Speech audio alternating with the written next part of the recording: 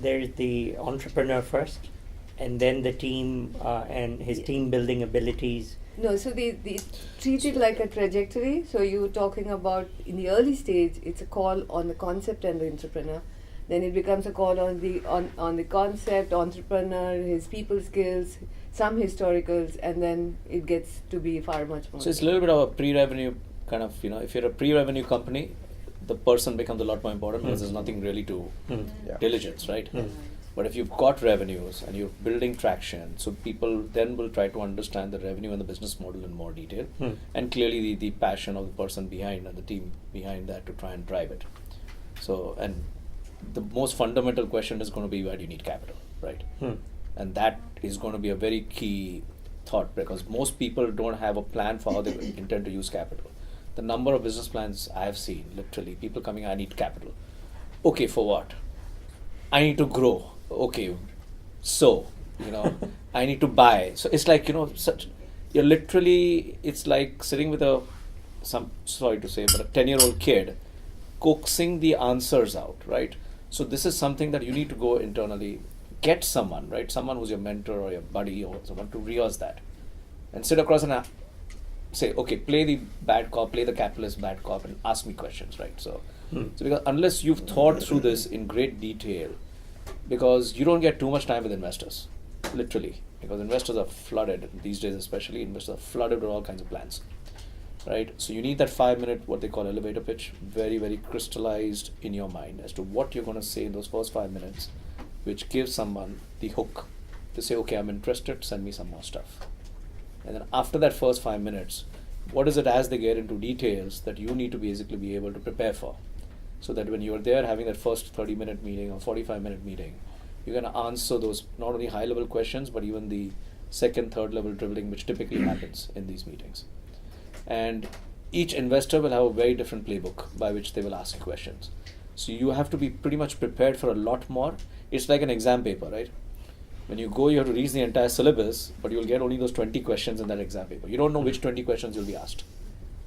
But if you don't read the entire syllabus and don't prepare for the entire thing, you're likely that maybe, you will have 2 or 3 questions you can't answer, and that might be the reason why you can or can't raise capital.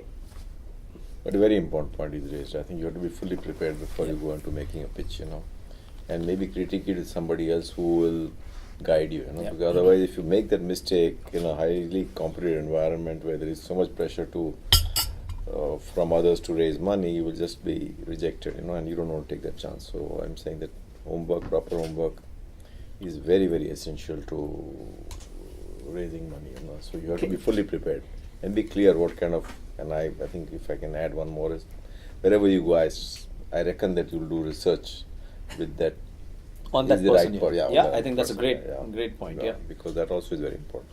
And there is also the additional point. Can I say that luxury will be at a point where you've got 3-4 guys interested. Correct. Then you spend the time doing the research of which are the 3 you have. But till then, try and get out and reach out as much. But there is also the timing issue, right? There are times when your particular industry is seeing a lot of investor interest. So to be able to be plugged into our industry, it's a smallish industry. I mean, 2 years ago, everybody was doing e-commerce.